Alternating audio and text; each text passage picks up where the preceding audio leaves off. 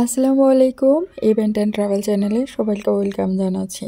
আজকে মজাদার লাউ চিংড়ি রেসিপির সাথে থাকছে সকালবেলা কি করলাম। আজকে আমাদের বাসায় অনেক মাছ এনেছে, সেই মাছগুলো শেয়ার করব, সাথে কি নাস্তা করলাম তাই শেয়ার করব। চলুন। লাউ দিয়ে চিংড়ি আমার তো ভীষণ পছন্দ। আপনাদের কার কার ভালো লাগে কমেন্টের মাধ্যমে জানাবেন। এখন প্রায় সকাল 8টা বাজে।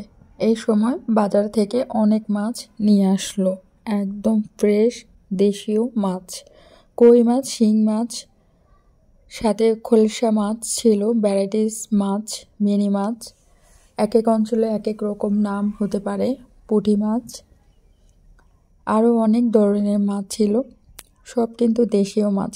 এই মাছগুলো খেতেও আসলেই অনেক মজা, একদম ফ্রেশ ছিল। মানে লোকেরা মনে হয় মাছগুলো ধরেই বাজারে এনেছে, সাথে সাথে নিয়ে আসছিল। এতে ছিল ছোট ছোট চিংড়ি।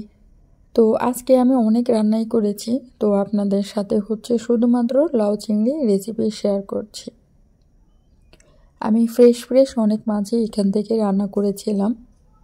আমাদের বাসায় অনেক মানুষই আছে, তো এক একজন এক একটা কাজ করে ফেলে। কেউ মাছ কাটছে, কেউ মাছ পরিষ্কার করছে, কেউ সবজি কাটছে, আর বেশিরভাগ সময় আমি রান্নাটা করে ফেলি বাসায়।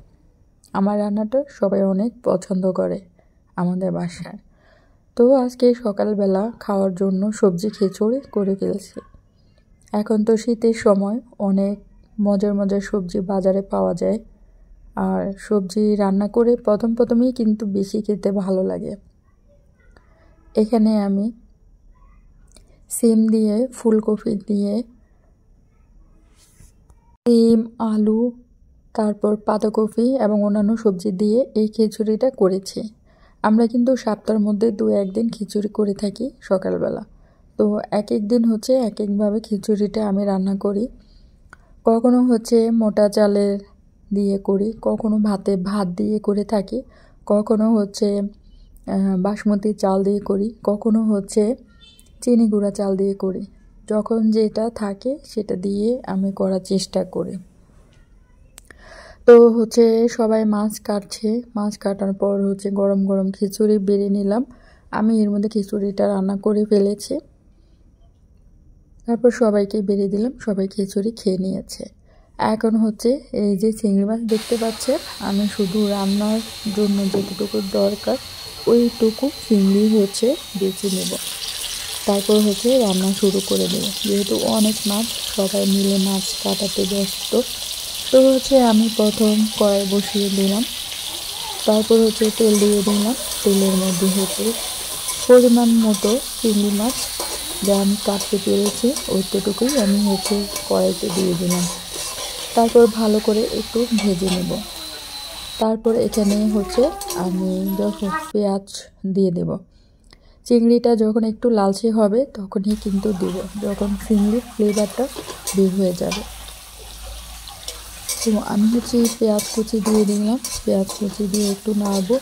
পেঁয়াজটা যখন হালকা একটু ভাজা হবে তারপর এর মধ্যে দিয়ে দেব রসুন বাটা।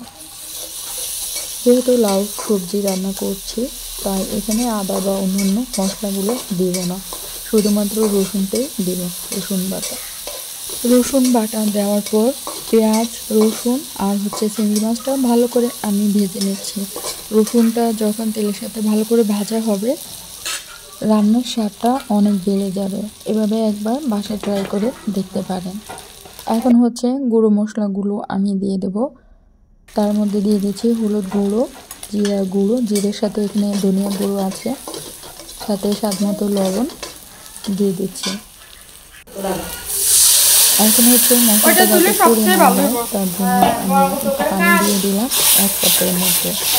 তারপর ভালোভাবে নেড়ে নিচ্ছি, সবকিছু একসাথে মিশিয়ে নিচ্ছি।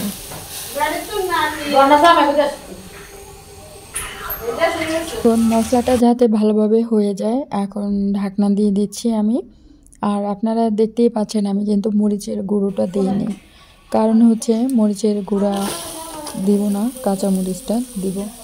5 মিনিট সময় নিয়ে মশলাটা কষিয়ে নিলাম। যখন মশলা কষানো হয়ে গিয়েছে তখন আমি এখানে লাউটা দিয়ে দিচ্ছি। লাউ দেওয়ার পর পর্যাপ্ত পরিমাণ ঝোলের পানি দিয়ে দিয়েছি যাতে লাউটা ভালো করে হয়ে যায়। এখানে কিন্তু ঝোলের পানি আমি আর দিব না, কারণ লাউ থেকেও কিন্তু পানি বের হবে। এখন ভালোভাবে লাউটা নেড়ে চেড়ে নিচ্ছি।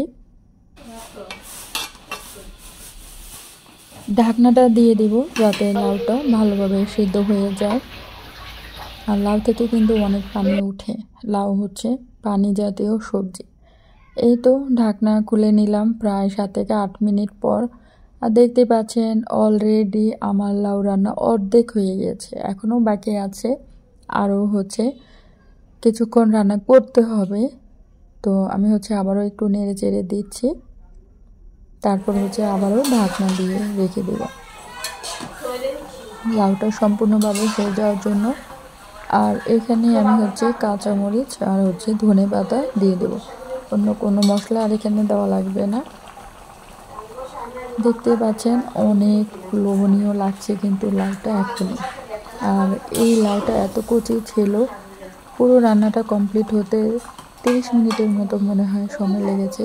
খুব দ্রুত লাউটা সিদ্ধ হয়ে গিয়েছিল। তো আমি হচ্ছে পর্যাপ্ত পরিমাণে কিছু কাঁচামরিচ দিয়ে দিলাম। আর লাউ রান্নায় কিন্তু ঠান্ডা জালে ভালো লাগে, মরিচের গুঁড়াটা কখনোই দিবেন না, কাঁচামরিচেই দেওয়ার চেষ্টা করবেন। আর একটু সাদা সাদা যদি থাকে তাহলে আরও বেশি ভালো, দেখতেও ভালো লাগে, খেতেও ভালো লাগে। তো দেখতেই পাচ্ছেন আমার লাউ রান্নাটা কিন্তু হয়ে গিয়েছে। তো হচ্ছে আমি আর কয়েক মিনিট পর হচ্ছে ধনেপাতা দিয়ে দেব। আর এখন হচ্ছে আরেকটু ঢাকনা দিয়ে দিলাম। 5 মিনিট পর ঢাকনা তুলে অনেকটাই ঝোলের পানি কমে গিয়েছে এবং লাউটাও কিন্তু ঘন হয়ে গিয়েছে, লাউটা পারফেক্টলি হয়ে গিয়েছে। এখন আমি এখানে পর্যাপ্ত পরিমাণে ধনে কুচি দিয়ে দেব। শীতের সবজি রান্নাতে ধনে পাতা কুচি দিলে ভালোই লাগে খেতে, আমার তো অনেক পছন্দ। আমি যে কোনো তরকারিতে অনেক বেশি ধনে পাতা দিই। আর রান্নাটা কিন্তু আমার মোটামুটি হয়ে গিয়েছে, যদিও রান্নাটা অনেক সিম্পল, অনেকেই পারে বলতে সবাই পারেন, না পারা তো কিছু নেই। আর কোনো জটিল রান্নাও না, এটা অনেক ভালো। যদি আপনাদের কাছে এই রান্নাটা একটুও ভালো লেগে থাকে তাহলে অবশ্যই লাইক দিয়ে আমার চ্যানেলের পাশেই থাকবেন, সাবস্ক্রাইব করে দিতে পারেন এমন সুন্দর সুন্দর নতুন নতুন রেসিপি পাওয়ার জন্য। আমার রান্নাটা এখন শেষ, আমি চুলা বন্ধ করে অলরেডি দিয়েছি। তো দেখতেই পাচ্ছেন কতটা লোভনীয় হয়েছে লাউ রান্না। সবাই অনেক ভালো থাকবেন, আর আমার রান্নাটা কেমন হয়েছে জানাতে পারেন। আজকের মতো এখানেই বিদায় নিয়ে নিচ্ছি। সবাই অনেক বেশি ভালো থাকবেন, দোয়া রইল সবার জন্য, আমার জন্য দোয়া করবেন। আল্লাহ হাফেজ।